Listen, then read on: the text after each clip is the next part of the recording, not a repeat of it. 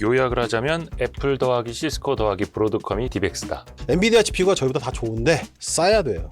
AI 데이터 센터 플러스 이제 피지컬 AI 시스템 쪽으로의 AI가 많이 필요하니까 메모리 수요가 어마어마할 거다. 끝이 보이지 않을 정도로. 10년 간다고 보는 거예요.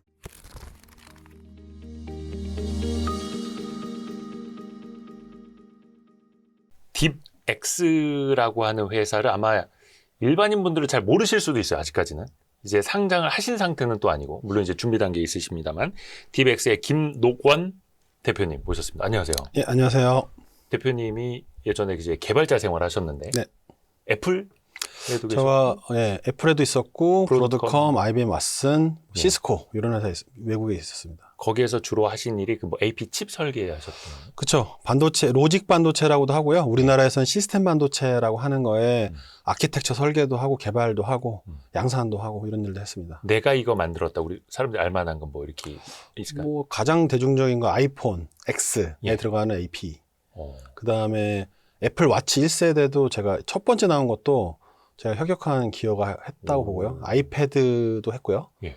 그런 것들에 이제 들어가는 핵심 로직 AP라고 부르는 게 이제 A11 바이오닉, A12 바이오닉 이런 거.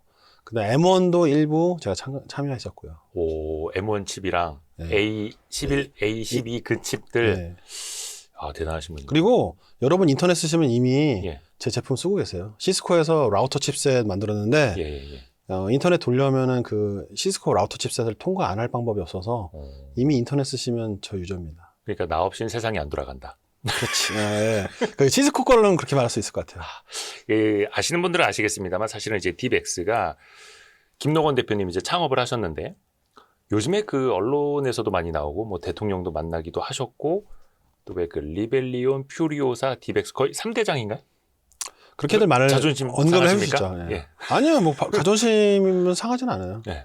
저희는 되게 조용히 있는데 계속 껴주시니까 오히려 감사하죠. 이른바 이제 NPU라고도 하고 온디바이스 AI 칩 개발사라고도 하는데 특히 이제 그쪽 산업에 계시니까 우선은 이따가 뭐 기업 이야기도 듣겠습니다만 도대체 이 특히 이제 AI로 인해서 엄청나게 이제 막 물이 들어오고 있는데 지금 세상은 어떻게 돌아가고 있는가? 특히 AI 칩 중심으로 특히 이제 GPU 다음에 NPU가 또 엄청나게 관심을 받고 있잖아요. 오늘 좀 그 얘기 좀 들어보려고요. 그러니까 저희한테는 그거 좋은 거고요. 저희 나라한테도 좋고요. 우리나라에 세상에도 좋아요. 특히 우리나라한테는 피지컬 AI가 또 가장 또 좋은 시장이고 제조업 강국이니까. 그렇죠. 그러니까 아무래도 AI가 개발할 때는 데이터 센터에서 하게 되는데 네. 이미 모든 뭐 오픈 AI라든가 엔비디아까지도 피지컬 AI 시장이 넥스트 빅띵의 시장이고 이제 AI 데이터 센터 다음 시장이다. 메이저 시장으로. 그런 이제 여러 가지 방법으로 설명도 하고 있고요.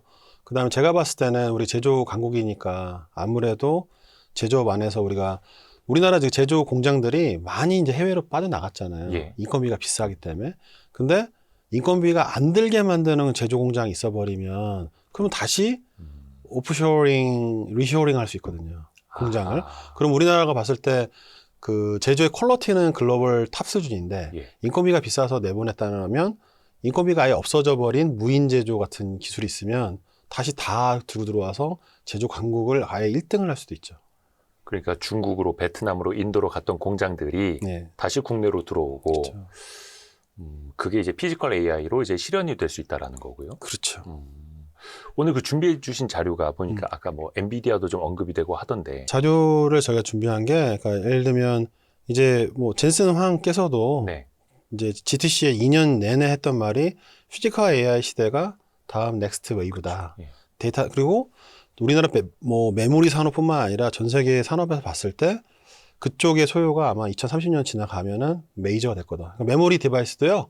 2030년 지나면 가장 메모리 많이 수요가 있는 곳이 데이터 센터가 아니고 피지컬 AI 시스템이라고 그래요. 근데 그렇게 많이 올랐어요. 잘 생각해 보시면 애플의 PER이 높은 거나 그 엔비디아 높은 거는 여기가 카펙스가 제로예요. 제조 설비가 없잖아요. 캐펙스라는 이제 투자를 위한 자본적 지출. 그렇죠. 네. 공장 안 지어도 되니까. 그렇죠. 근데 제조업은 카펙스가 엄청나거든요. 네, 그렇죠. 근데 카펙스가 높으면 PER이 높지가 않아요. 맞아요. 그래서 상대적으로 삼성전자, 하이닉스 항상 저평가 받아왔던 거죠. 근데 지금 그게 많이 개선되고 있을 걸로 보고 있습니다. 그러면 제가 봤을 때는 그런 상황이 있는데 앞으로 10년 더 그 사이클이 메모리 호황 사이클이 전 10년 더 될 거라고 보는 건 AI 데이터 센터 플러스 이제 피지컬 AI 시스템 쪽으로의 AI가 많이 필요하니까 메모리 수요가 어마어마할 거다. 거의 그렇게 끝이 보이지 않을 정도로. 10년 간다고 보는 거죠. 10년? 네. 그래서 아마 주가가 빠질 방법이 10년 내에 없을 것 같다. 얼마나 올랐지는 잘 몰라도. 그러니까 과거에 우리가 알고 있던 메모리 반도체는 항상 사이클이 있던 기록적인 흑자 내다가 한번 적자 보고 뭐 이런 식으로 갔었는데 지금은 AI 시대 되면서 이게 확실히 펼쳐졌는데 훨씬 더 길게 멀리 간다는 거예요. 진짜. 그러니까 디맨드 사이클 자체가 10년짜리가 있다라고 저는 보고 있습니다. 수요 사이클이 10년짜리가 있다. 네. 그게 AI다. 피지컬 그렇죠. AI다. 그러니까 이제 앞으로 5년은 AI 데이터 센터, 그 뒤에 5년은 피지컬 AI 시스템. 그러니까 제가 봤을 때는 이 구조를 바꿀 방법이 지금 없어 보입니다. 그러니까 피지컬 AI라고 하면 이제 대표적으로 자율주행차, 로봇 등등이 될 테고요. 드론도 뭐 몇수십만 개짜리가 될 것 같고 국가 단위로 자동차도 있고요. 택시, 서비스 로봇, 무인 자동차, 공장, 다크 팩토리 뭐 이런 것도 있잖아요. 그 다음에 또 생각도 못한 뭐 서비스 로봇이라든가 이런 것들까지 다 딜리버리 로봇 이런 거 다 따지면 제가 봤을 때는 인간 개체수를 완전히 뛰어넘는 개체수가 AI 기반의 디바이스 되는 거죠. 그것도 개체수라고 표현을 해주시니까 좀 어마무시하긴 한데 80억 인구보다 더 많은 피지컬 AI 일종의 디바이스가 나온다는 거예요. 그렇죠. 2010년도에요. 인터넷에 물려있는 전자기기 개체수가 50억 개였는데 지금 700억 개가 돌파되고 있습니다. 그러니까 거의 인간 개체수 10배잖아요. 여기에 AI 다 들어간다. 만약에 그러면 인간 개체수 10배수만한 디바이스가 이제 AI 기반으로 자율 구동 가능해지는 거거든요. 그것까지 저는 간다고 보기 때문에 그래서 제가 봤을 때는 10년, 15년 사이에는 그 정도 변화 있을 거다. 그런 겁니다.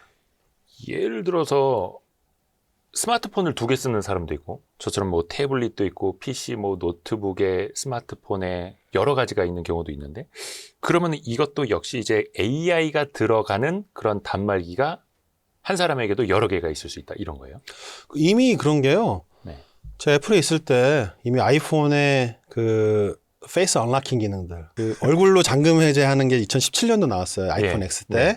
그게 처음 A11 바이오닉이라는 칩이 들어갔는데 바이오닉이 들어가면 다 NPU가 들어가 있는 거예요. 아, 그러니까 A11 칩인데 뒤에 바이오닉이 붙은 게 있고 붙기 시작했죠. 거기 그게 뭔가 생체 인증. 근데 그 NPU인데 예. 애플 뉴럴 엔진이라고 하는 프로세서가 들어간 건데 요걸로 AI를 돌려서 얼굴 보고 언락킹 그 이제 그 잠금 해제 시킨 건데요. 예. 그게 시작이었어요. 처음 그 데이터 센터 바깥에서 AI 프로세서가 구동해서 AI를 온 디바이스에 구동했던 게 최초가 그건데 네. 그 양산에 담당했던 사람이 저고. 김노건 엔지니어. 예, 수석 엔지니어. 그래서 그렇게 시작돼서 A12 바이오닉까지도 그렇게 갔던 거예요. 계속 바이오닉 나왔는데 점점점 그 카메라 찍잖아요. 네. 지금은 어떤 스마트폰의 카메라든 그냥 카메라와 이미지 처리로 끝난 게 아니라 AI가 한 번 더 마스터링합니다. 톤도 바꾸고요. 그래서 어떻게 보면 AI가 만든 그럴싸한 사실 그림 같아져 버렸어요. 찍고 나서 바로 보정해 주죠. 그렇죠. 뭐 다 잡티 있다든가 뭐 이런 것들 다 이게 좀 예쁘게. 리얼리스틱하게 바꿔주는데 그래서 이미 그 AI 되게 스마트폰에서 활용당하고 있고요. 2017년도 처음 나왔는데 3년 만에 전 세계 팔리는 스마트폰의 50% 정도가 NPU가 들어갔습니다. 지금은 8, 90% 넘어가죠. 점유율이. 그 다음에 이미 컴퓨터, 랩탑 같은 경우도 이미 애플 쪽에서 나오는 모든 랩탑과 PC는 맥북 같은 거는 애플 뉴럴 엔진 다 들어가 있어요. 이미 NPU 탑재 다 돼 있고요. 그래서 작년 말에 이미 온 디바이스 피지컬 AI 칩의 마켓 사이즈가 38빌리언입니다. 이미 50조 돌파돼 있어요. 5년 2030년도가 되면 이게 128빌리언 달러. 그러니까 한 160조? 170조 정도 되는 시장이 될 거라고 예견되고 있어요. 그러니까 이미 오늘 이제 피지컬 AI 디바이스라든가 칩에 대해 설명을 잘 할 거지만 이미 우리한테 많이 와 있다. 그러니까 우리가 NPU라는 단어를 들은 게 사실 몇 년 안 돼 보이긴 하거든요. 일반인들에게는. GPU라는 게 있었고 일부 추론 영역에서 특화된 GPU 너무 비싸니까 그래서 NPU 영역이 또 있을 거야. 엣지 디바이스용. 이렇게만 알고 있는데 이게 우리에게는 이미 많이 들어와 있는 거고 쓰고 있는 거고. 또 하나 얘가 테슬라 차량에 그 FSD라는 그 셀프 드라이빙이라는 그 기능도 테슬라가 만든 NPU 칩으로 이미 구동된 지가 몇 년이 넘었어요. 그리고 구글의 TPU라는 게 그냥 텐서 프로세싱 유닛이라는 말을 이제 하나의 제품용으로 넣은 거지 얘도 NPU예요. 크게 그쵸. 보면 종류로 보자면 그거 나온 지가 7, 8년 됐거든요. 그 NPU 기반의 어떤 상용화라는 거는 이미 많이 와 있는데 아하. 이제 피지컬 AI 시대가 본판으로 벌어지면서 향후 4년, 5년 안에 그 시장이 3배, 4배 성장할 걸로 보기 때문에 가장 중요한 전환기가 앞으로 4년, 5년입니다. 몇 가지 이제 그 실물 가져오셨는데 요게 DivX에 칩이 들어가 있는 요거는 SSD 같은데요? 맞아요. 그러니까 SSD라고 말하시면 안 되는 거는 SSD는 메모리고요. 네. M.2라는 규격의 표준 규격에 있는 모듈인데 모듈. 메모리를 만들면 SSD가 어. 되고 저희는 여기에다 AI 칩을 올려서 그 왜 이걸 사용했냐? 거의 모든 컴퓨터 시스템에 이 M.2라는 모듈을 그쵸. 붙일 수 있어요. 예. 표준이기 때문에 요 형태로 그 AI 칩 모듈을 만든 거예요. 이거를 저희가 주력으로 많이 팔고 있습니다. 아니 왜냐면 제가 그렇게 여쭤봤던 게 네. 저는 그 M.2 붙어 있으면 다 SSD인 줄 알고 아, 맞아요. 노트북에도 그 자리 있잖아요. 맞아요. 근데 그 자리에 메모리를 빼고 칩을 박으면 M.2 모듈에 온디바이스 AI 칩이 되는 거예요. 그렇게 연산을 해줄 수 있죠. 실제로 지금 그런 식으로 드론이라든가 로봇이라든가 이런 곳에 이미 이렇게 탑재되고 있어요. 원래 우리가 이제 제작했던 이유가요, 얘가요. 네. 뭘 생각한 거냐면 우리가 필요한 모든 칩을 다 만들어낼 수는 없을 거다. 그쵸. 대신에 이미 TI, 르네사스, NXP 이런 회사들이 그 어플리케이션 프로세서 칩들을 만들어서 각 산업 영역에서 터줏대감이 돼 있어요. 아하. 근데 아직은 AI를 쓰고 있지 않은 거죠. 약간 따지자면 CPU는, 그러니까 인텔 CPU 기반의 PC는 있는데 GPU를 안 꽂은 거예요. 상황이. 근데 예. AI가 필요해졌으니까 요것만 꽂아 넣으면 바로 AI 연산까지도 가능케 되는 그런 시스템을 우리가 이제 기획한 거고, 그러려다 보니까 에디셔널로 붙잖아요. 예. 파워를 많이 먹으면 안 돼요. 그래서 5W 미만의 연산 파워를 해야지 그쵸. 기존 시스템에 무리 없이 배터리에도 무리도 없고 발열도 무리 없이 구동될 거야 그래가지고 만든 제품이 이거고, 실제로 제가 봤을 때는 상업적으로 성공 가도를 달리고 있습니다.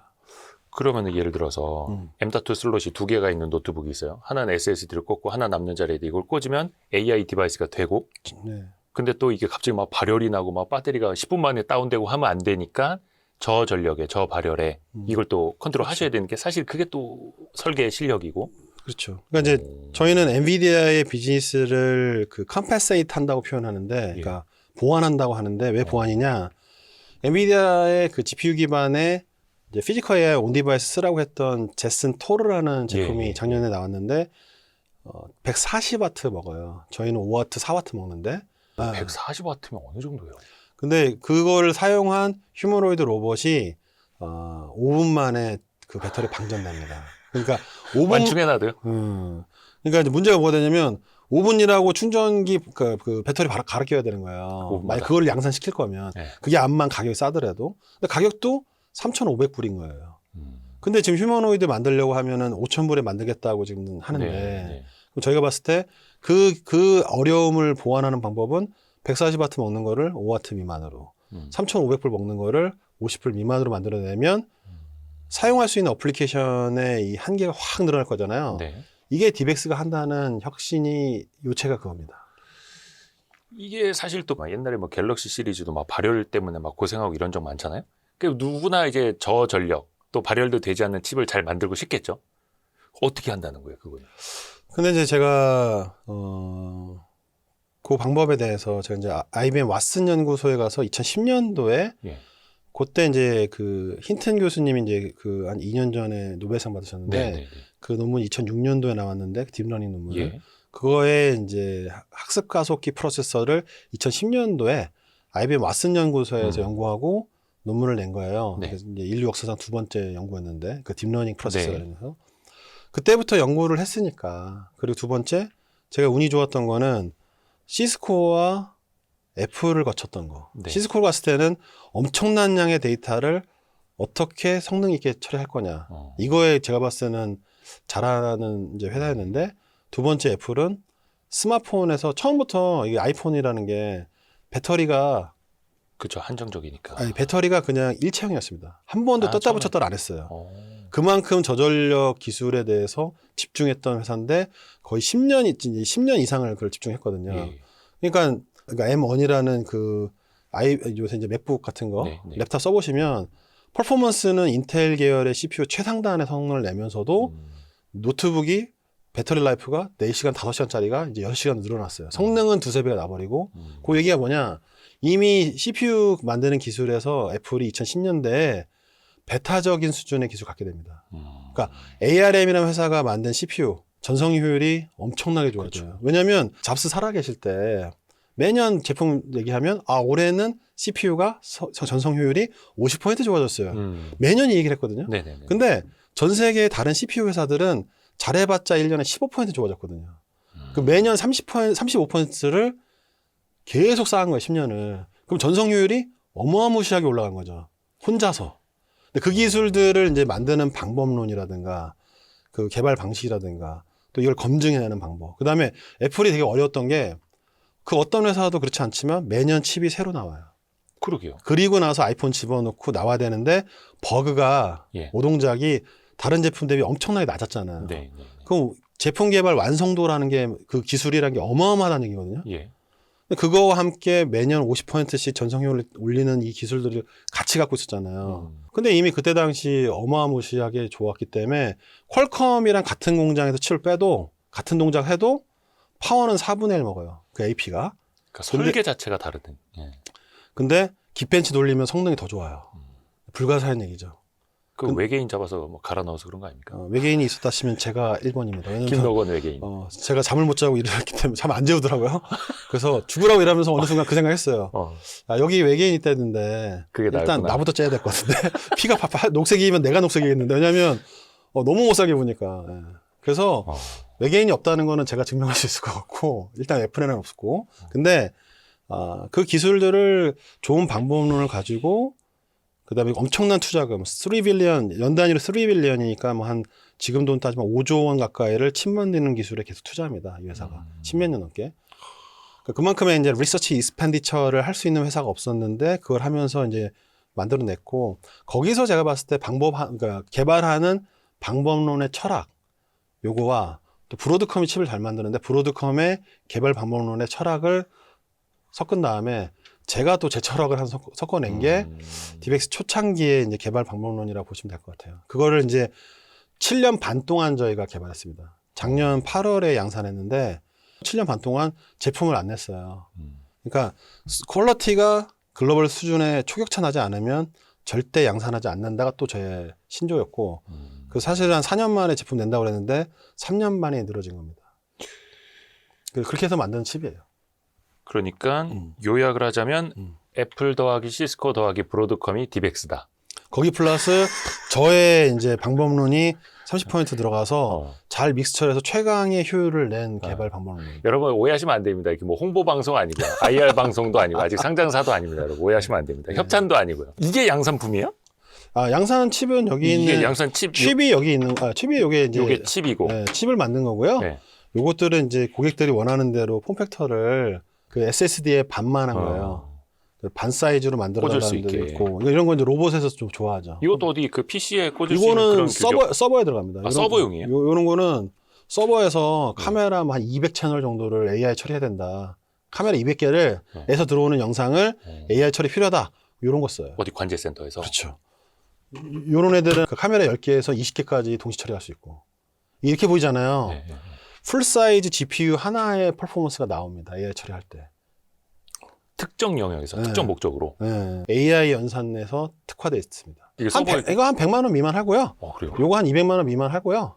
얘가 한 100불 미만에 팔고 있어요. 요런 거 정도 100불 15만 원. 네. 요런 거 이제 80불 정도 미만에 팔고 있고. 여러분 판매 방송 아닙니다. 공동 구매 안 합니다, 여러분. 요거 이제 50불 미만. 근데 이게 그러니까 그잖아요. 아까 뭐 전성비도 말씀해 주셨습니다만 가성비가 있어야 되는 거고 네. GPU는 뭐 돈 있어도 못 사고 몇 달을 기다려야 되는데 특정 목적에 맞게 엣지 디바이스에는 이런 게 들어가면 된다. AI 연산에 맞게. 특정이라고 표현하니까 어떤 분들이 딱 요거 하나만 쓰는 거 아니야 이러는데 AI 연산 시킬 때 쓸 수 있는 제품이에요. 우리는 AI 연산에만 특화한 거니까. 그러니까 이게 잘 모르시는 분들이 아까 잠깐 뭐 노트북에도 이제 꽂을 수 있다라고 말씀해 주셨는데 그러면 이걸 꽂으면 뭐가 달라지는 건지. 예를 들어서 우리가 이게 이제 엣지 AI 디바이스가 된다라고 해서 개발을 할 수 있고 이런 거는 아니잖아요. 그러니까 어떻게 쓰일 수 있는 거예요? 어플리케이션 용도로 조금 물론 이제 뭐 로봇 다르고 자율주행으로 찾아가는 드론 다르고 네. 뭐 하겠습니다만 여기서 좀 보여드리자면요. 여기 밑에 이제 로봇이 가고 있는데 네. 사람을 이렇게 회피하죠. 그죠? 네.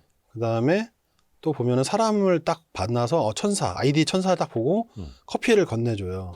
이 두 가지를 하려면 위에 있는 AI가 필요한데 네네네. 지금 사람 몸을 실시간으로 빨간색으로 칠해요. 저기 칠해놨기 때문에 로봇이 위에. 나 부딪히면 안 돼, 도망가야 돼. 그래서 이제 회피하는 거고 또 오른쪽 알고리즘이 사람의 얼굴을 인식을 해서 아하. 빨간색 그러니까 빨간 박스 안에 지금 얼굴이 있는 건데 네네네네. 그 사람의 아이디까지 알아내요. 그러니까 얼굴 인식하는 거, 사람을 식별하는 거, 예. 그다음에 사람 몸을 또 이렇게 칠을 해서 저기 부딪히지 않겠다 이렇게 할 수 있는 게 다 AI 알고리즘인데 저거를 이제 구동시키려면 GPU로도 구동이 돼요. 근데 문제가 뭐냐? 예. GPU로 구동하면 5분 만에 배터 다 달고요. 예. 그다음에 고열이 나기 때문에 고열이 나면 뭐가 문제가 되냐면 연산 결과 틀려질 수도 있어요.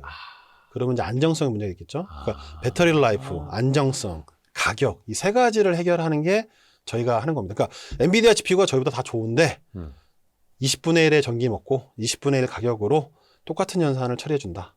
근데 그게 대규모 그 서버에는 뭐 GPU가 당연히 들어가겠지만 각각의 디바이스 아까 보니까 뭐 자율주행하는 그 라스트 마일 뭐 딜리버리 하는 그런 단말기 하나하나에 GPU를 넣을 수는 없고 거기에 이제 NPU가 각각 필요하다. 그렇죠. 저희 글로벌 기업 많이 하는데 오늘 그 얘기도 좀 드릴 수 있는데요. 네네. 제가 아까 말씀하셨던 건 중요 포인트 한 가지를 제가 설명해 네네네네. 할 수 있으면 되게 좋을 것 같은데 네. 이 설명을 하면 좀 알아듣는데요. 저 상단에 있는 그림이 제가 이제 시스코에 2011년도 입사했을 때에 그 시스코가 이제 오픈한 공개하던 자료인데 뭐냐면 50억 개의 디바이스 인터넷 물려 있다. 지금 700억 개 물려 있잖아요. 네.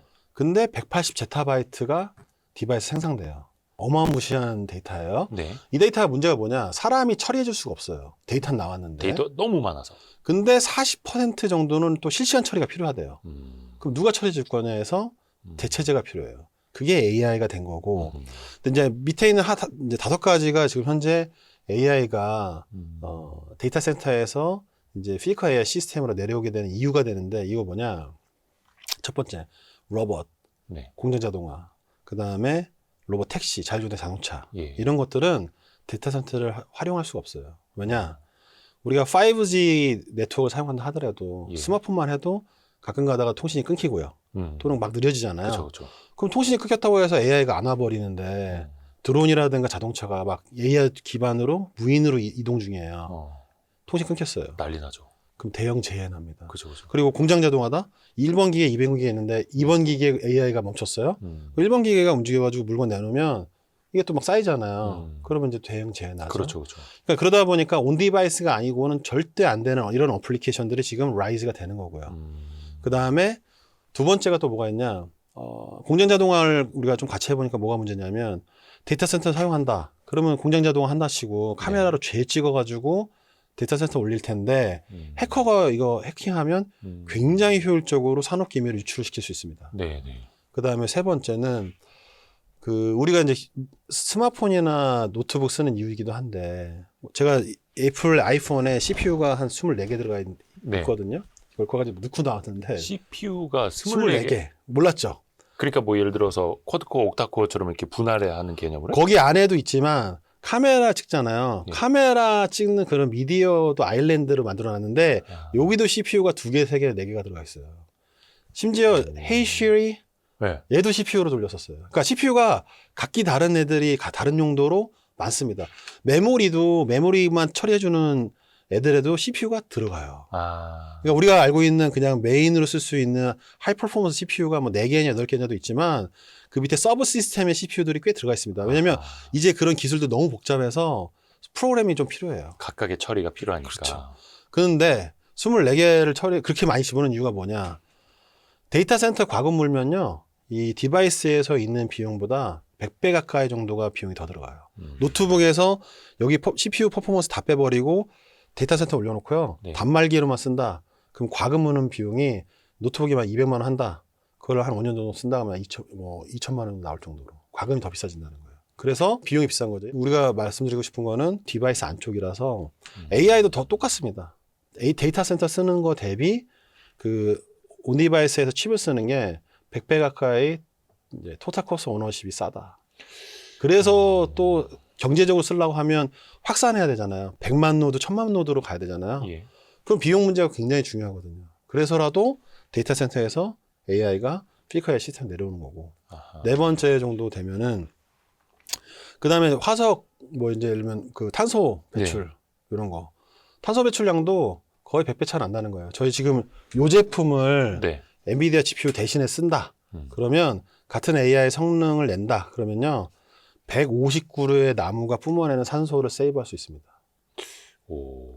그러니까 예를 들면 저희가 그래서 ESG 글로벌 리더예요. 아. 인바이러먼탈에서 저희가 글로벌 리더고 그다음 우리나라는 보시면 전기가 지금 뭐 민간에서 600조 투자해서 반도체 공장 짓는다고 해도 네. 전기가 모자라서 못 짓잖아요. 그렇죠. 그러면 전기가 모자라서 반도체도 안 나오는데 반도체 전기는 또 어디 나서 데이터 센터를 팍팍 짓겠어요.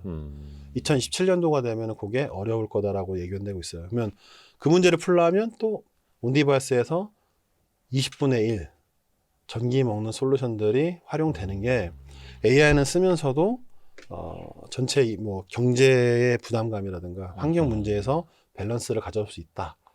이게 디벡스가 지금 태클 걸고 있는 포인트입니다. 그러니까 저기 비싸게 오래 걸려서 데이터 센터까지 갔다 오지 말고 온 디바이스 그 디바이스 하나에서 그게 무슨 뭐 배송 로봇이 됐든 뭐가 됐든 그 안에서 AI를 신속하게 처리를 하자 이런 아이디어.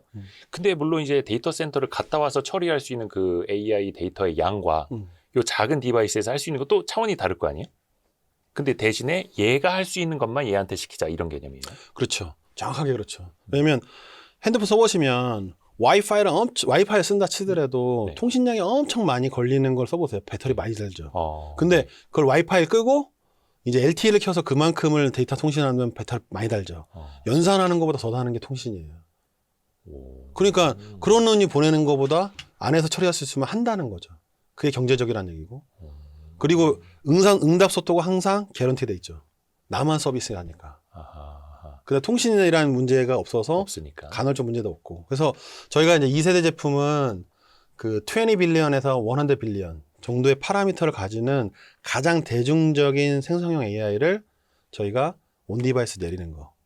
요거를 지금 개발 중이에요. 올해 이미 저희 설계도가 마무리돼서 이미 삼성 파운드리로 2나노 공정으로 넘어갔고. 그래서 내년 한 1Q 정도 되면은 2나노 샘플을 받게 되는데 그게 이제 전성 파워는 5와트 미만에서 먹고 네. 가격도 50불, 칩이 50불밖에 안 하는데 초당 10단어, 30단어 정도를 그 연산해 줄 수 있고 그렇게 이제 만들어진 칩이 있습니다. 그래서 아마 손바닥 위에서 챗GPT, 서버형 챗GPT 정도 수준의 생성형 AI 구동시키는 거를 내년 1Q 말에는 저희가 데모할 거예요.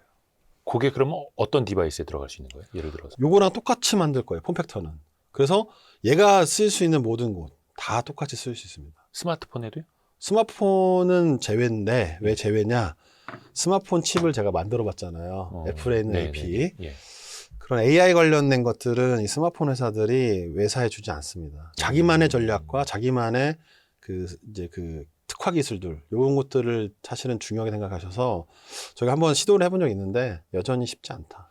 얼마 전에도 그 갤럭시가 그 온디바이스 AI라는 거 내세워서 이제 많이 했잖아요. 근데 그것도 그러면은 자체 AP, 엑시노스 같은 데 들어있는 거예요? 퀄컴에 있는 NPU, 퀄컴 거. 또 엑시노스에 있는 NPU에서 구동하는 거죠. 근데 거기에 들어가려면 봐보시면 퀄컴이다. 칩 만드는 회사인데 내가 칩 만들어 줄게를 듣지 않을 거고. 그다음에 두 번째, 그럼 NPU만 내가 만들어 줄게 해도 100% 우리 전략과 이 대회비가 많거든요. 특화 펑션이나 피처가 많으니까 그거를 외사랑 같이 한다.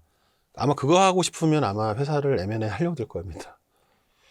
그러면은 챗 GPT가 바로 구동이 될 수 있는 온 디바이스 AI, 그러니까 그 디바이스면 사실 우리가 배송 로봇하고도 대화할 수 있겠구나. 근데 휴머노이드 로봇이 가장 먼저 떠오르는데요.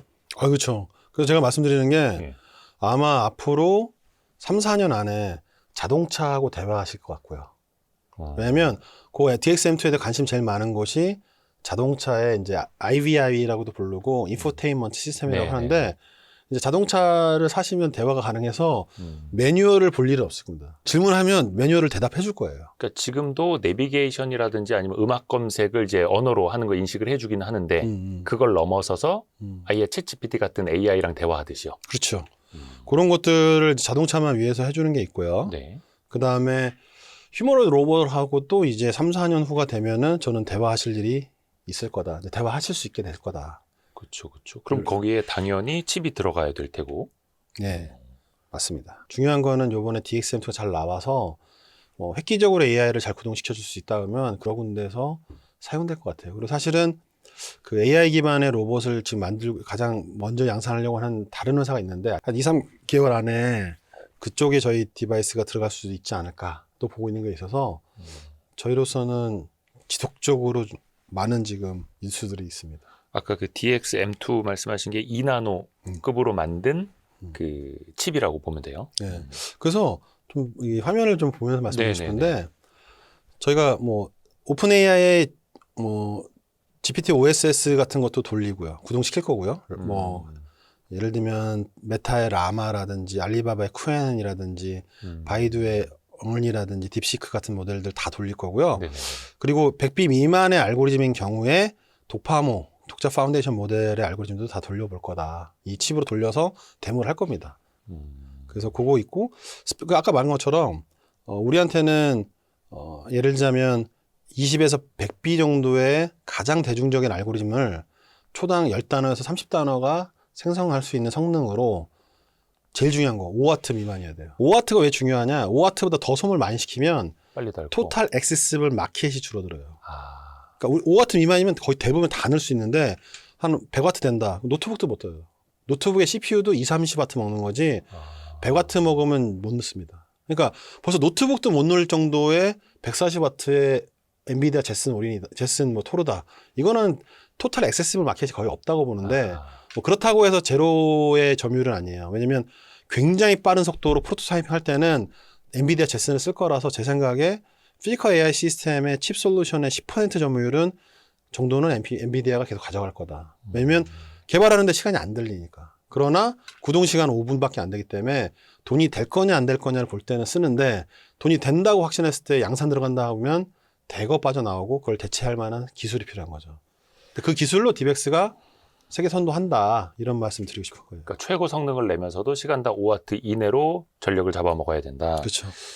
그래야 로봇 같은 게 뭐 몇 시간씩 구동돼도 그렇죠. 할 수 있는 거죠. 그래서 그거가 태클 포인트인데 저희가 이제 여기 왼쪽 게 네. 전 수백 조짜리 아이디어라고 항상 주장하는데 왜냐하면 네. 생성형 AI를 디바이스에 집어넣었을 때에 네. 대체 몇 빌리언짜리 모델을 집어넣어야 데이터 센터 갈 필요가 몇 퍼센트로 주어지냐. 한 10빌리언짜리 모델 하면은 사실 한 30% 정도의 그 트래픽은 데이터 센터 안 가도 된대요. 근데 우리가 말하는 최대 100빌리언짜리 모델을 저희가 디바이스 구동시키면 80% 이상의 AI 트래픽은 갈 필요가 없어요. 왜냐면 이미 온 디바이스 안에 똑똑한 애가 있으니까. 무조건 디바이스만 쓰는 게 아니라 뭐 더 똑똑한 게 필요하면 데이터 센터 가야 됩니다. 그러니까 아예 이걸 끊을 수는 없는데 대신에 똑똑한 알고리즘을 잘 놓으면 많은 부분을 저감할 수 있는 거죠. 그래서 그렇게 봤었을 때 저희 전략이 뭐냐 80%에 해당하는 정도의 그 트래픽은 그 온 디바이스에서 각종 디바이스 해결해 보고 정말 AGI나 ASI급의 초지능 지능 그 수준이 필요할 것만 데이터 센터로 가면되게 만들면 그러면 이제 제가 봤을 때 이게 뒤집어서 말하자면 뭐가 되냐. 전 세계에 있는 AI 데이터 센터의 5배 이상을 가상 증식시킬 수 있고 세이브할 수도 있고 그러면 경제적 부담감이 떨어지면서 필요한 만큼만 디바이스에 디플로이 시키고 그 다음에 환경도 지킬 수 있죠. 그리고 AI도 가장 사람이 원하는 만큼 쓸 수도 있고. 이렇게 이해를 하면 됩니까? 예를 들어서 너무 똑똑해. 머리가 너무 좋아. 알고 있는 게 너무 많아. 머릿속에 책이 다 들어있어. 그러니까 나는 중앙도서관을 갔다 올 필요가 없는 거예요. 그렇죠. 근데 아까 말씀 중에 여러 가지 AI 모델을 다 DXM2 칩으로 이제 돌려볼 거다라고 하셨는데 제가 잘 몰라가지고 진짜 이건 초보적인 질문입니다. 칩도 설계를 하잖아요. 그럼 그 안에 클로드가 들어갈 수 있게, 제미나이가 들어갈 수 있게, 챗GPT가 돌아갈 수 있게 이걸 따로따로 설계하는 거예요? 아니면은 거기다가 뭐만 어플리케이션만 붙이면은 알아서 이 칩 안에서 다 돌아갈 수 있게 하는 거예요? 10년 전부터 계속 듣고 있던 건데 오늘 그거를 좀 10년 전의 질문을. 네. 설명드리자면 그 프로세서라는 말이 네. 계산기입니다. 칼큘레이터. 아하. 컴퓨터라는 말도 칼큘레이터라는 말이거든요. 네. 그 뭐냐면 예를 들어서 인텔 CPU다. 그건 과학용 계산기예요. 모든 연산을 다 할 수 있어. 시그마 델타부터 다 할 수 있습니다. 근데 GPU다. 그러면 예를 들면은 그래픽용이잖아요. 네. 그럼 조금 필요 없는 부분이 있는 거예요. 그걸 떼어내고 CPU는 뭐 지금 해봐야 뭐 8코어 정도 쓰잖아요. 네. 뭐 서버에 써도 뭐 30코어 정도, 64코어 정도 쓰잖아요. GPU는 이거를 몇백 개, 몇천 개를 집어넣은 거예요. 그 NPU라는 건 뭐냐? 제가 AI를 수학적으로 이렇게 분석해보고 나서 필요한 연산자. 그러니까 계산기에서 약간 이거는 뭐 엔지니어링 계산기라고 할 수 있지만 또 연산기를 다 뜯어낸 거예요. 필요한 게 그 그래픽 용도보다 더 적어요. 그렇게 만들어서 컴팩트하게 만들어낸 소자를 그 연산기를 4,000개, 8,000개, 10,000개를 동시에 갖다 놓으니까 전기는 덜 먹으면서도 연산력이 올라가는 거거든요. 필요한 그러니까 것만. 그러면 간단히 말하면 계산기가 버튼이 많이 빠져 있어요. 어허. 그러니까 당연히 싸고 그 다음에 전기 덜 먹고 근데 이거 버튼 많이 뺐으니까 또 여러 개를 동시에 쓸 수 있으니까 동시 연산을 막 시킬 수 있는 거죠. 그러니까 계산기가 이만한데 다 더하기 빼기 버튼만 있는 거예요. 그렇게 있는 건데 그거를 이제 우리가 봤을 때 새로운 알고리즘 딱 왔을 때 여기 연산기 뭐 들어있지 본 다음에 아, 이 연산기 이렇게 들어가 있으니까 이런 순서대로 계산을 하면 되는구나를 이 순서를 맞춰주는 게 컴파일러가 하는 일이에요. 컴파일레이션 한다 그러면은 아, 하드웨어는 더하기 빼기 이런 거 되는데 전체 알고리즘 받아 보니까 이 순서를 어떻게 연산하면 결국 연산 결과는 이렇게 똑같이 나오겠구나. 요거를 순서를 만들어주는 게 이제 컴파일레이션 한다고 하고요. 그 소프트웨어가 있기 때문에 여러 알고리즘들을 가져다가 분석하는 거 딱 보고 순서 딱 본 다음에 시퀀스만 맞춰서 딱 만들어주는 게 컴파일레이션. 요게 소프트웨어 기술인데 요 두 개가 붙여지면 이게 GPU로 하던 연산이 NPU로 해도 수학적으로는 같은 거, 등가가 나오게. 요렇게 만드는 걸 하는 게 저희 회사가 하는 일입니다. 이게 그 왜 아키텍처마다 또 다른 게 있잖아요. 뭐 예를 들어서 인텔의 X86 기능으로 한 거는 메인 보드부터 CPU가 맞아야 되고. 근데 그러면은 이런 온디바이스 AI 칩은 그런 거랑은 상관없어요? 당연히 있죠. 당연히 있는데 X86 같은 거가 있고 AMD가 있잖아요. 네. 그러니까 아이사라고 해서 컴퓨터에다 주는 명령어 체계가 같게 만들어서 네. 두 개가 혼용이 될 수 있고요. ARM은 명령어 체계가 달라서 혼용 불가합니다. 그래서 서로 소프트웨어 체계가 다르죠. 근데 NPU도 이제 막 시작됐기 때문에 소프트웨어 체계가 다릅니다. 그래서 우리도 프로그래밍 인터페이스라고 부르는데 네. 이게 명령어를 쓸 수도 있고 아예 명령어를 안 쓰는 방법도 여러 가지 방법도 있어요. 근데 그 모든 걸 통칭해서 이 프로세서한테 명령어 주는 인터페이스 방법이 뭐야를 말할 때는 이제 더 제너럴하게는 프로그래밍 인터페이스라고 하는데 그거를 저희가 또 NPU로 특정한 거죠. NPU 안에서도 저희가 또 DBX 스타일로 특정해서 만들었어요. 전성 효율이 극강이 될 수 있는 방법으로. 그것도 굉장히 중요한 차이입니다. 근데 이제 여기서 이제 하고 싶은 말은 너무 복잡하잖아요. 네네네. 저희가 회사가 추구하는 게 drop and play예요. drop the your source code and immediately play your AI. 이런 걸 저희가 하는데 뭐냐면 아니 모르겠고 GPU 가지고 쿠다 가지고 소스 코드 이렇게 만들어 봤는데 주시면 이해하실 필요 없고요. 그냥 일방일방으로 바로 만들어내고 요거 그냥 메모리 구워내면 동작됩니다. 이제 요거를 저희가 만든 게 DXNN이라는 SDK입니다. 소프트웨어 디벨롭먼트 키트. 그러니까 고객 입장에서는 보면은 그냥 와서 저기 DP 된 대로 저 스타일 예쁘네요. 그럼 머리끝부터 발끝까지 그냥 입고 나가면 되는 거예요. 그러니까 애플의 철학인데요. 고객한테서 복잡도를 다 없애버려라. 그 복잡도의 괴로움은 회사 안에서 다 소화시켜라. 그래서 저희가 그래서 drop the your source code and immediately learn the your AI라는 게 그런 의미예요. 그래서 이게 복잡하게 설명 많이 하면 고객들이 이거 되게 쓰기 힘들구나 생각하는데 그럼 이게 장사가 안 돼요. 그러니까 신경 쓰실 필요 없습니다. 그냥 원래 GPU에서 하시던 거 갖고 오시면 제가 주는 컴파일 하시면 동작시키면 됩니다. 이게 저희 이제 비즈니스 모델이에요. 와, 이거 신기합니다. 이게 사실 눈치채셨겠습니다만 저는 이제 문과생이라 문과생들도 잘 이해해야 되고 또 이게 어려운 게 가끔 이제 공학도 전문가 분들도 같이 보세요. 네. 그러면서 그분들은 이제 댓글로 알려주실 겁니다. 그러니까 DX-M2 칩이 언제 나온다고요? 내년 1Q 정도에 나오고요. 27년도 1분기에. 네. 그리고 사실 제 3세대 저희 제품도 이미 M3. 이번 달부터 킥오프인데요. 왜냐하면 M2 설계도는 검증이 완전 끝나서 4월 말로 저희 손을 떠났습니다. 삼성 파운드리가 이제 잘만 만들어주면 돼요. 가온칩스라는 회사가 가온칩스. 이제 후공정 설계를 해주세요. 저희 대신해서. 그러니까 그건 약간 이제 뭐 2차원 실리콘 평면에다가 네. 이제 우리가 만들어 놓은 설계도를 잘 입혀야 돼. 위에다가 잘 배치시키고 연결해야 돼요. 요 작업을 해주시는 데가 이제 디자인 하우스라고 하는데 예. 솔루션 프로바이더로서 가온칩스가 이거를 한 5개월 정도 하실 겁니다. 그래서 10월 정도에 테이프아웃이라고 해서 파운드리 들어가게 되고요. 제조해서 나오는 게 빠르면 이제 어쨌든 1Q 안에는 샘플이 나올 거로 보고 있고요. 근데 중요한 건 디벡스로서는 손이 털었어요. 설계는 다 해서 이제 시집 보내놨어요. 네. 그리고 이제 3세대 제품 개발을 시작해야 돼요. 3세대 제품 개발에 또 하는데 저희가 이걸 뭐 하여튼 뭘 개발하든 간에 저희 가슴 뛰는 거 아니면 안 하거든요. 그러니까 서버에서 돌 수 있는 그 제너레이티브 AI 알고리즘을 손바닥 위로 올리겠다가 DXM2면 예. DXM3는 슈퍼컴퓨터를 손톱보다 작은 실리콘에다 올리겠다. 그리고 저거 지금 손톱 모양이 있네요. 네, 뭐냐면 저 초당 1000조의 연산력을 AI 연산력을 예. 8mm by 5mm 실리콘 위에 올리는 거라서 손톱보다 작아요. 그러면은 DX-M3는 아직 이제 구상 중이시고.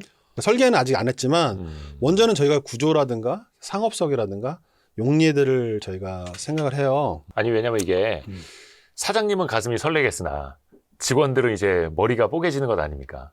이걸 실현을 해야 되니까. 저는 저희 엔지니어들이 제일 부러워요. 왜요? 저는 애플에서 저 A11 바이오닉 만든 것보다 이런 칩 만드는 게 역사상 거의 이거는 있어서 본 적이 없는 정도의 브렉스루잖아요. 우리는 100불 미만으로 만든다. 싸야 돼요.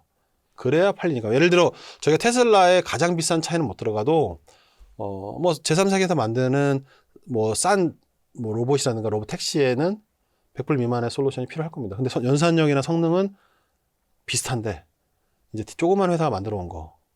이게 뭐냐? 인텔 CPU가 굉장히 좋은데 1990년대 중반에 셀폰에 넣으려고 했더니 가격도 비싸지만 배터리가 1시간도 안 가고 너무 과열나서 불쾌해서 못 쓰는데 불모지 영국에 조그만 스타트업 A라는 CPU 썼더니 미지근하고 싸고 좋더라 이거예요. 이걸 계속해서 저희가 재현하다 보면은 저희가 지금의 ARM이 갖고 있는 그 CPU의 위상을 비슷한 위상을 AI 시대 때 갖지 않냐. 두 가지 질문 한번 드려볼게요. 거기에 대해서. 그러면 이제 기술력이 있어야 되는 건데 사실 그거는 이제 검증을 결국에는 고객사한테 받아야 되는 거잖아요. 내가 디벡스 거를 갖다가 끼워 보니까 잘 돌아가더라. 몇 페타까지도 연산이 되더라. 그거는 그러면 지금 M2는 몇몇 기업이랑 같이 이제 협업하신다고 했고, 그것도 네. 이제 발표가 나온다고 했고, 그럼 M3도 이제 그 과정을 가야 되는 거예요. M2까지는 이제 그렇게 가서 하면 네. 이미 M2도요 고객이 믿어요. 아니, 그러니까 이제 뭐 우리가 스펙도 주고 기술지문 들으면은 대답을 줄 거잖아요. 시뮬레이션 결과지만 줄 거잖아요. 아 맞다. M2는 아직 시제품 안 나왔다 그랬죠. 난년 1Q 나오니까. 그러니까 M1 갖다 써보신 분들은 믿어요. 예를 들면 중국 바이두다. M2는 우리가 주장한 대로 나올 거라고 믿어요. 왜 M1도 말이 안 되는데 지금 동작시키고 있거든요. 그러니까 저희가 이렇게 보시면 될 것 같아요. 7년 반 만에 저희가 첫 양산 제품이 나온 회사예요. 예. 진짜 저는 부담감이 엄청났어요. 왜냐면 투자금은 뭐 천문학적으로 받았는데 네네네. 첫 제품 내놓는 데가 7년 반 동안 안 내놓은 거예요, 제가. 근데 이유가 뭐였냐면 처음 나왔을 때 글로벌 초격차 수준이 아니면 절대 이 회사는 글로벌 시장으로 들어갈 수 없다. 왜냐? 사우스 코리안 패밀리스라는 게요. 성공해 본 적이 없어요. 글로벌 시장에서. 그러면 우리가 처음에 사우스 코리안 패밀리스다 이러면요. 진짜 그 보신 분들이 등 이렇게 뒤로 대고 얘기해봐. 이런 식으로 시작돼요. 그럼 데모 보여주고요. 회사 소개 다 해야 그때 다 와가지고 일어나서 사업본부장님이나 회장님 불러내려서 그때 또 다시 한 판을 더 데모해야 돼요. 왜냐면 신뢰를 줘야 되는데 초격차 기술이 없으면 세계 1위 기술과 비슷합니다 이래도요. 가라고 그래요. 안 쓰죠. 왜냐면 스타트업이죠.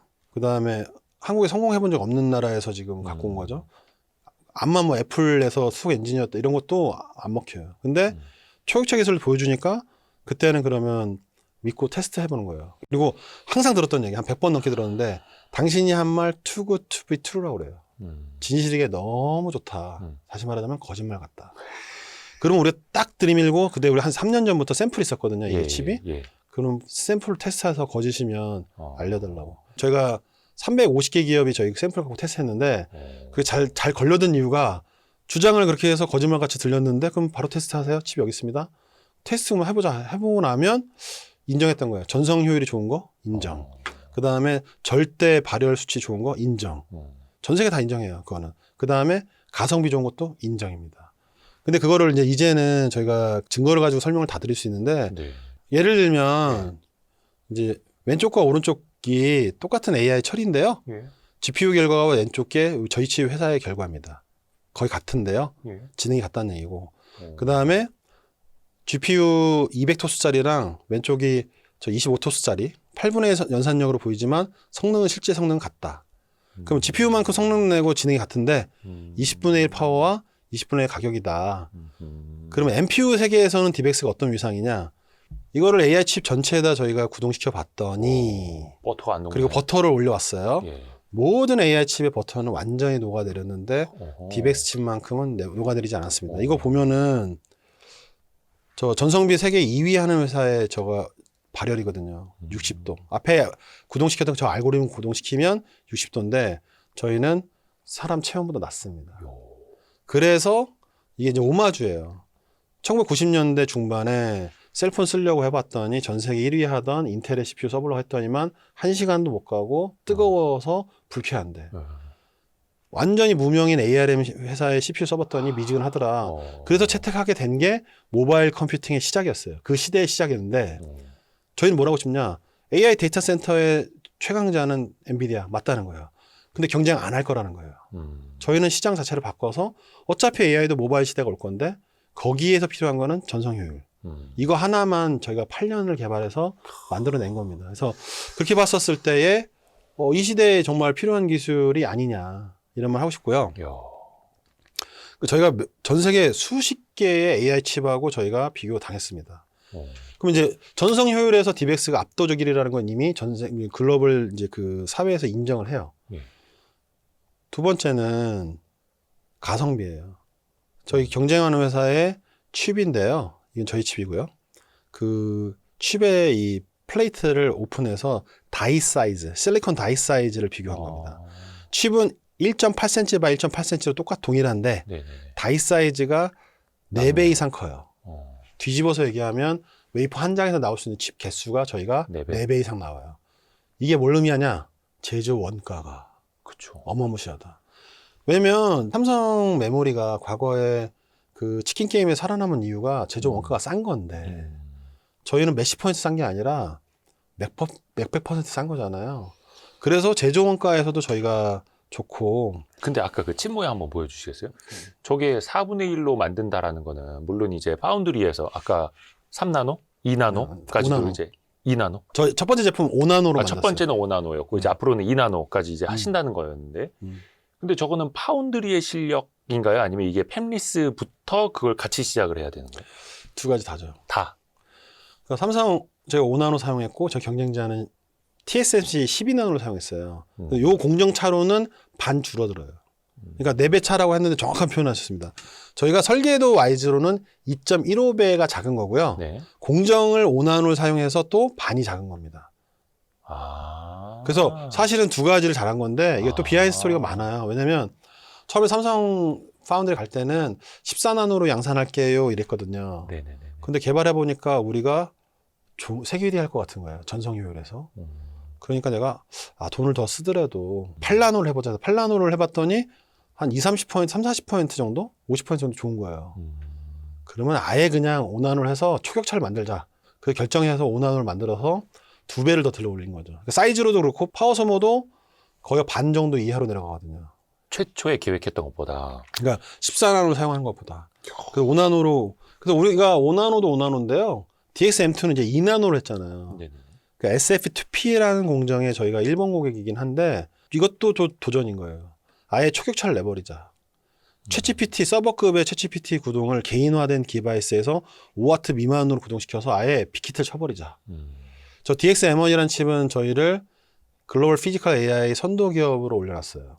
DXM2가 나오면 제가 기대하는 거는 시대를 풍미하는 글로벌 스타트업이 될 거다. 이렇게 생각하고 있습니다.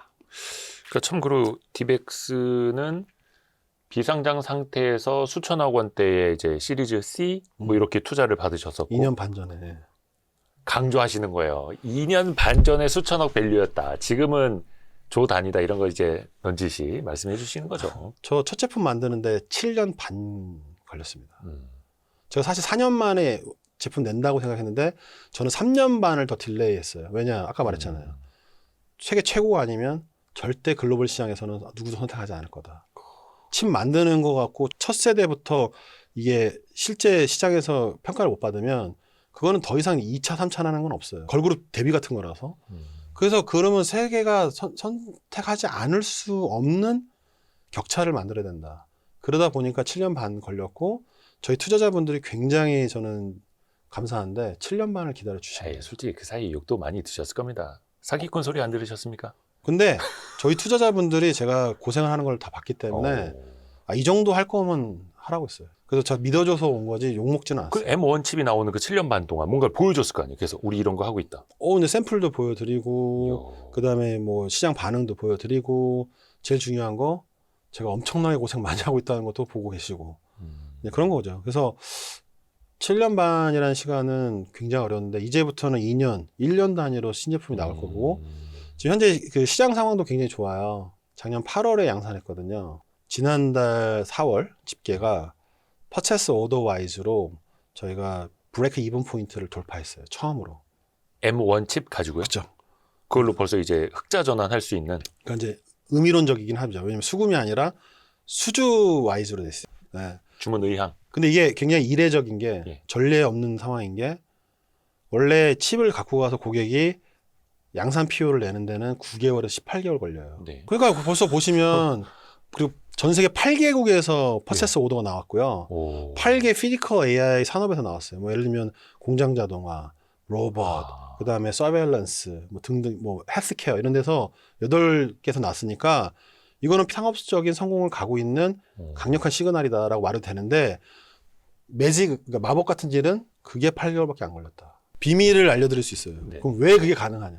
저희가 샘플 칩 갖고 2년 반 전부터 전 세계에다가 POC라고 해서 테스트를 평가를 받아왔어요. 네네. 그래서 아까 말했던 그 이제 이밸루에이션 평가라든지 자기네 양산 제품 디자인하는 시간들을 중첩을 시킨 거예요. 그래서 칩 나오자마자 양산라인 집어넣고 테스트해보고 QA 나오니까 PO가 나온 것들이 나오기 시작해서 된 거라고 보면 되시고요. 그래서 제가 봤을 때는 DXM1에서 이미 글로벌에서 실력을 인정받았다. 족적을 남길 수 있고 8개국 8개 산업이라는 거는 제가 봤을 때는 그냥 한두 개 기업에서 뭐 잭팟 터트린 정도보다 훨씬 의미 있다. 이런 생각이 듭니다. 이야. 요거는 제가 또 몰라서 드리는 질문인데 M1을 딱 써보니까 테스트 다 해보니까 너무 좋아. 저 집 실력 있네. 근데 다음 제품이 연말에 나온대. 사장님 저희가 M1 돌려봤는데 괜찮거든요. M2 나오면 그거 살게요. 하면 어떡해요? 그거 M2도 지금 굉장히 지금 디맨드가 강하게 있어요. 수요가 강하게 있는 게 미리. 왜냐면 저희 그분들이 그러더라고요. 이 정도 스펙, 이 정도 칩이면 암만 해봐도 200불짜리로 보인다. 근데 저희가 처음부터 그랬거든요. 50불에 미만에서 공급할 거다. 진실이 맞냐 이거. 진실이 맞으면 벌써 양산 라인부터 확충 해놓고 기다려야 된대요. 저희 칩을. 왜냐면 좀 스펙 봤을 때, 그 알고리즘 도는 거 봤을 때는 그럼 이거는 자기네들이 쓸 이 어플리케이션이 딱 맞는데 그럼 첫 판부터 대량 양산으로 가야지 소량 파일럿 제품이 아니다.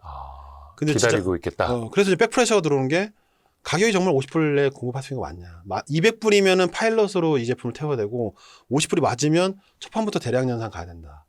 이런 얘기가 지금 복수의 수요 기업으로 나올 정도로 많습니다. 그래서 M1은 굉장히 다양한 회사들과 다양한 환경에서 이제 제품이 뿌려질 건데 M2 제품은 좀 한번 나가면 볼륨이 큰 그런 고객들과 어플리케이션 만날 거로 보고 있어서 저희가 DX-M2에 대한 기대도 어마어마합니다. 조금 작은 거는 저희 칩만 들어가 있는 거고 좀 큰 거는 D램 메모리를 넣었어요. 그래서 이 안에 메모리가 있어요? 네, 칩 안에 메모리까지 다 집어넣은 작아지면 이렇게 작아지는 거예요. 이렇게 생긴 이유는 뭐냐면 요거는 D램이 바깥에 있는 겁니다. 모듈 위에. 그래서 이게 폼팩터를 작게 만들기 위해서 메모리를 칩 안으로 넣을 거냐 말 거냐에 이제 그 차이도 있는 거죠. 또 하나 궁금한 게 아까 제가 두 가지 질문 드린다고 했잖아요. 하나는 이제 기술력. 이건 이제 뭐 고객사가 8개국에서 8개 산업에서 이제 뭐 테스트를 받았다. 또 하나는 이제 원가. 이거 칩 하나 이제 50불 이런 미만으로 파시겠다라고 했는데 더 성능 좋은 거를. 이게 그럼 어떻게 가능할까? 예를 들어서 삼성 파운드리에서 제조를 해주니까 거기서 받으려는 제조 원가 있을 거 아니에요. 특히 뭐 14나노 아니고 8나노 아니고 5나노 또 2나노로 가면은 소나타, 그랜저, 제네시스로 가는 건데 당연히 이제 택시비 비싸게 받을 거고 직원들한테도 야 월급 조금만 받아라 할 수는 없잖아요. 원가를 어떻게 낮춰요? 그러니까 이제 핵심은 여기에 있죠 벌써. 경쟁 회사 대비 다이가 4분의 1 아까 말씀해 주셨던 거 더 작게 설계해서. 그럼 제조 원가가 낮다는 얘기잖아요. 저희가 이미 수익률이 엔비디아예요. 제조 원가 대비 수익률이 근데 개발비가 많이 들어갑니다. 그렇게 따지면 저기 뭐야 엔비디아 가서 깎아야죠. 근데 제가 개발비 빼고 얘기한 거고 개발비 들어가면은 좀 아니, 이제 그럼요. 역전이 예, 나는데 근데 이제 저희가 볼 때 제가 최첨단 기술 개발하는 게 제 특기 1번이 아니라 제 특기 1번은 양산이에요. 싸게 많이 만드는 거. 그리고 안정적으로 공급하는 거. 수율이 저희가 삼성 5나노 수율을 내기가 되게 힘든데 저희가 전 세계 1위 수율 나옵니다. 90% 이상 수율이 나와요. DXM은 가지고. 그러니까 DX는 뭐가 또 다르냐면 칩랩 컴퍼니라고도 부르거든요. 그러니까 예. 아직 연구소에서 이런 특성이 있어요 없어요를 말할 때는 칩랩 컴퍼니라 불러요. 근데 저희는 양산형 회사라고 말하고 싶은 게 첫 제품부터 수율이 90% 이상이 나오는. 근데 그 수율이 전 세계 1위 수준이에요, 저희가. 그러면 이 회사가 조그만 스타트업인 줄 알았더니만 양산 능력은 장인 레벨이라는 거거든요. 세계 1위에. 그게 제가 양산을 많이 경험해 봤고 많이 어려운 거. 인터넷 들어가는 시스코 있잖아요. 칩 새로 만들잖아요. 네네. 양산화 작업만 2년 합니다. 왜? 인터넷 장비는 기간 산업이라서 오동작을 했을 때 세계 경제가 멈출 수 있어요. 그래서 비싸게는 팔을 수 있지만 비싼 이유가 안정성이 좋아야 돼요. 2년 동안 뭐 매시브한 정도의 검증을 해요. 그리고 애플. 1년 만에 새로운 칩이 나오는데 얘가 성능이나 기능 검증이 완벽해서 나오니까 완벽에 가깝게 나오니까 가장 오류가 적었던 거거든요. 네네. 제가 있었을 때가 애플의 전성기예요. 2014년부터 17년 사이. 예. 이때가 뭐 애플의 수익률의 모든 면에서 압도적이었거든요. 그렇게 봤었을 때 그 두 가지 시집살이를 다 해본 사람인지라 어떻게 해서 양산 단가를 낮추고 어떻게 해서 판가를 낮추고 그다음에 공급은 안정적으로 하고 이런 부분이 다 엄청난 노하우들인데 그거를 시집살이를 다 해보기 때문에 그게 몸에 배 있는 거죠. 근데 제가 봤을 때 이 능력 없으면 절대 내 손에서 동작되는 혁신 기술이 고객 손에서는 동작할 수 없습니다. 그러니까 칩랩 컴퍼니는 자기 손에서는 혁신 기술이 나와요. 네. 근데 이걸 고객한테 주면 동작이 안 되는 거죠. 그렇죠. 반도체가 그렇게 어렵고 그게 그렇게 어렵거든요. 그래서 왜 반도체는 진짜 양산의 기술이라고 하더라고요. 아무리 아이디어가 좋고 설계가 좋아도 실제 만들어 놓고 또 그거를 대량 생산해야 하는데 이거는 또 이제 파운드리도 잘해야 되는 거고 근데 설계부터 그게 완벽하니까 수율 90% 이상이 나오는 걸 되고요. 그런 경험이 없으면 칩을 만들어서 고객가 줬는데 불나고 가열나서 오동작하고 이런 일들이 다반사로 일어납니다. 그러면 벌써 그 문제를 풀기 위해서 어떤 것들의 주안점이 있어야 되는지 그 양산화 작업 안에서 어떤 것들을 봐야지만이 되는 건지. 그러니까 사실 이제 김노건 대표님 통해서 들어볼 수 있는 게 사실 무궁무진할 텐데 왜냐면 그쪽에 산업에 계셨고 피지컬 AI나 아니면 이제 뭐 온디바이스 AI 칩도 그렇고 파운드리에 대해서도 많이 또 알고 계셔가지고 근데 이거는 또 이제 고객사 협력사 또 관계이기 때문에 또 민감한 것도 많죠. 많지만 그래도 삼성 파운드리의 장점들이 있고요. 예. 뭐 단점들은 그러니까 저는 이렇게 생각해요. 수율이라는 거는 제조 공장의 퀄리티도 중요한데 설계도가 그러니까 설계도 그릴 때 이 공장에서 주는 파라와 정보를 잘 이해하면 약한 부분은 조금 덧대기를 더해서 좀 릴라이블하게 만들고 오히려 좀 릴라이블해 보이는 부분은 최적화가 들어가서 전성비, 전력이라든가 뭐 에어리 작게 만들어서 가격을 낮춘다든가 성능을 어떻게 좀 들어 올린다든가 이런 것들을 되게 미세하게 조정할 수 있거든요. 설계도 안에서도. 그런 것까지를 할 수 있어야 정말로 이제 시스템 반도체로서 글로벌 리더로 올라가는 건데 그러니까 제가 말하는 게 그거예요. 시스템 반도체 만들 때 전 세계 1위 하는 피처가 최소 1개 이상씩이 들어가 있어야 된다. 네. 그게 없는 칩을 만드는 건 벌써 시장성이 없는 칩을 만드는 거다. 근데 저희는 모든 부분에서 세계 1위를 하려고 하죠. 초격차로. 잘 되시길 바라겠고 또 이쯤에서 많은 분들이 디벡스가 그러면 상장사인가요? 투자할 수 있나요? 이렇게 물을 수도 있을 것 같은데 상장 계획은 있으신 거잖아요. 그러니까 상장에 대해서 준비는 굉장히 면밀하게 준비해요. 예. 왜냐하면 상장은 제가 볼 때 글로벌 자본시장과의 소통의 창구가 상장이에요. 정말로 중요한 부분이라서 만약에 제가 제품을 만들 때도 고객을 위해서 이만큼 고민해서 만들었다 할 정도의 정성과 저희가 예를 갖춘 거라면 상장은 이제 투자자들에 대한 예를 갖춰야 돼요. 회사를 파는 거잖아요. 지분이 팔려 나가니까. 그렇죠. 그러니까 회사가 제품이란 말이죠.